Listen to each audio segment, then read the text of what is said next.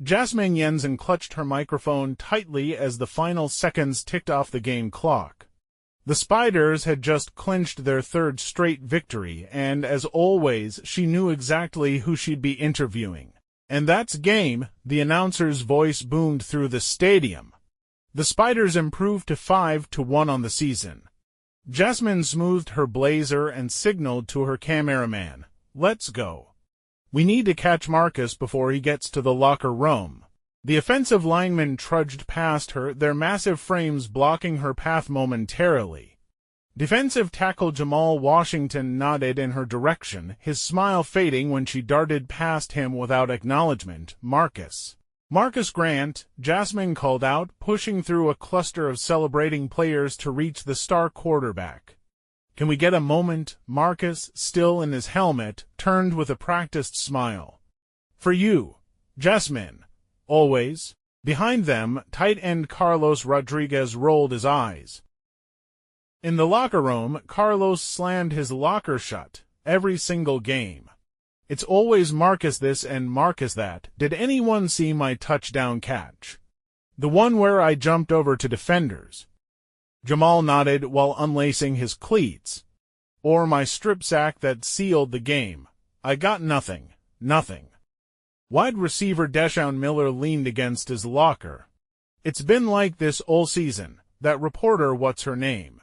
"Jasmine Jensen," several voices answered in unison. "Yeah, her. She's got eyes only for our golden boy." Rookie cornerback Trey Wilson looked up from his phone. "You know what we should do?" His eyes gleamed mischievously. "We should get her attention in a way she can't ignore." Practice had ended an hour before, but 30 Spiders players remained on the field, huddled around Trey, who was demonstrating dance moves. No, like this," Trey laughed, executing a perfect shoulder shimmy.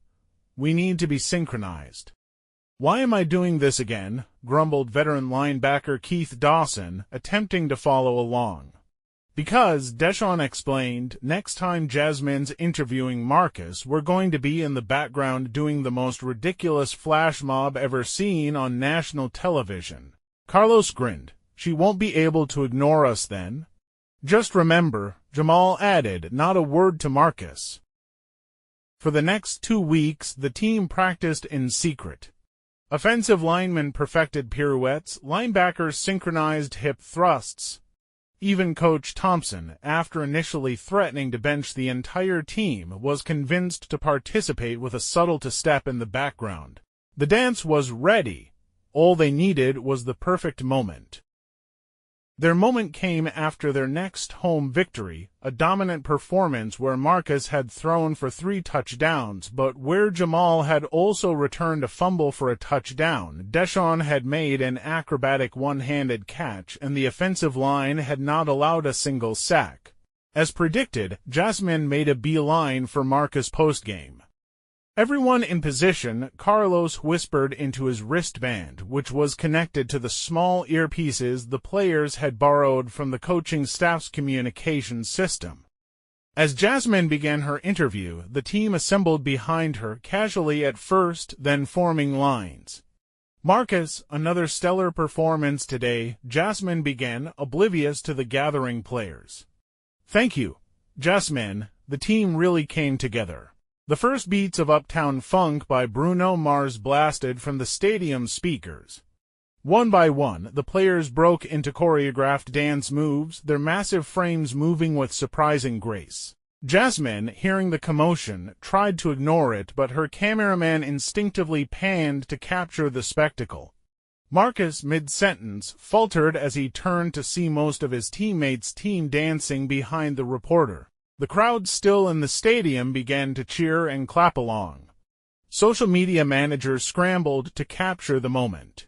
Within seconds, phones throughout the stadium were recording. As I was saying, Marcus tried to continue, but Jasmine's attention had finally been captured by the flash mob. "It appears your teammates have something to say," she said, turning toward the dancing players. That's when equipment manager Danny Rodriguez rushed up to Carlos, whispering urgently in his ear. "You're kidding me," Carlos said, loud enough for nearby dancing players to hear. The music continued, but Carlos signaled for the others to gather around. "Listen up," he said hurriedly. "Danny just found out Marcus has been paying Jasmine $5,000 per exclusive interview. He's trying to build his brand before free agency." A wave of disbelief swept through the group. "Change of plans," Deshaun announced with a devious smile. "Let's get our quarterback involved." Before Marcus could react, Jamal and Keith had grabbed him by the arms, dragging him into the center of the formation. The crowd roared with approval as the bewildered quarterback found himself surrounded by his dancing teammates. "Dance, golden boy," Carlos laughed, "or we tell the world about your little arrangement with Jasmine." Marcus's face reddened, visible even through his eye black. After a moment of resistance, he gave in, awkwardly attempting to follow along with the choreography.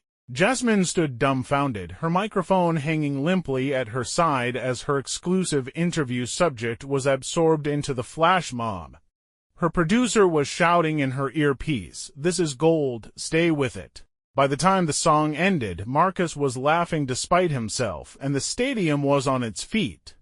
The Spiders took a collective bow as Jasmine finally found her voice again. Well, that was unexpected. She managed, her exclusive deal with Marcus clearly finished. "It seems the Spiders have talents beyond the football field." And Jamal said, stepping forward and taking her microphone, "We've got more than just one player worth talking to." The team roared in agreement, and even Marcus, still catching his breath, nodded with reluctant acknowledgement. The following week, Jasmine Jensen conducted a group interview with the offensive line. The week after that, she featured Jamal and the defensive secondary. Marcus still got his interviews, but now he was just one voice among many.